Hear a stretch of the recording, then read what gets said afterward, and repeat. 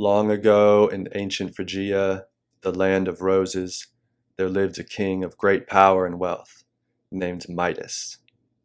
In modern retellings, he's described as greedy and obsessed with gold, and as having a daughter, the one thing he may have loved more than gold.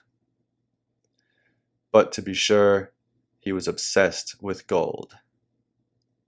He would stare at the sunset and wish the clouds were really made of gold, so that he could keep them.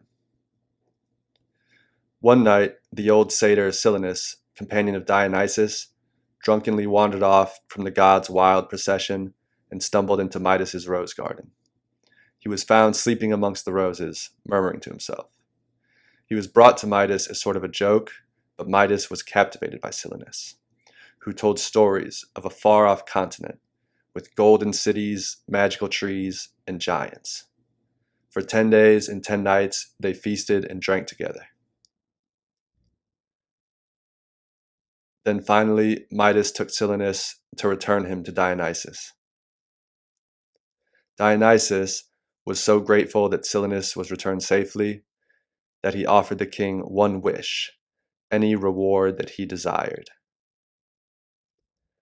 Without hesitation, Midas said, "Let all that I touch turn to gold." Dionysus saw the folly of this wish, but granted it anyway. The effects were immediate. Midas picked up a twig, and before his eyes, it changed into solid gold. He stuck his hands in the dirt, and where his fingers touched appeared gold nuggets. He plucked an apple from the orchard. He ran his hands through water, all turning into gold. Midas was very pleased with his new ability. He returned to his garden and began making some changes. He was enjoying his new gift thoroughly. But then came time to eat. When Midas sat down, delight turned to horror. His food turned to solid gold.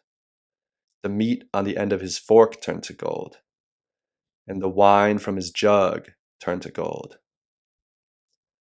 Midas lamented his new reality, and in the modern retelling, he accidentally turned his daughter into solid gold.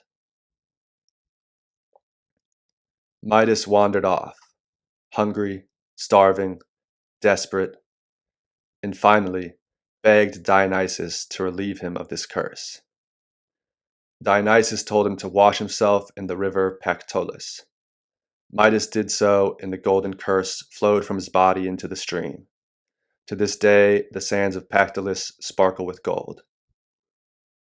Sometime later, Midas attended a contest between Apollo, the sun god, and Pan, the satyr. Apollo played his lyre, and Pan played his reed pipes.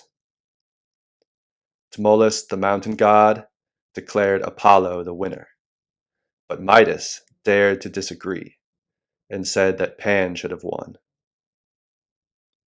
Apollo, offended, declared, "Then you shall have the ears of one fit to judge like a donkey." And instantly donkey ears sprung out of the king's head. Midas was embarrassed and tried to hide the ears, but the palace barber saw the donkey ears. Burdened with this knowledge, the barber dug a hole and whispered his secret into it. Reeds grew from this spot, and it said that when the wind blows, they whisper, "King Midas has donkey ears." When Midas learned his secret was out, he condemned the barber to death. He then drank bull's blood and perished miserably.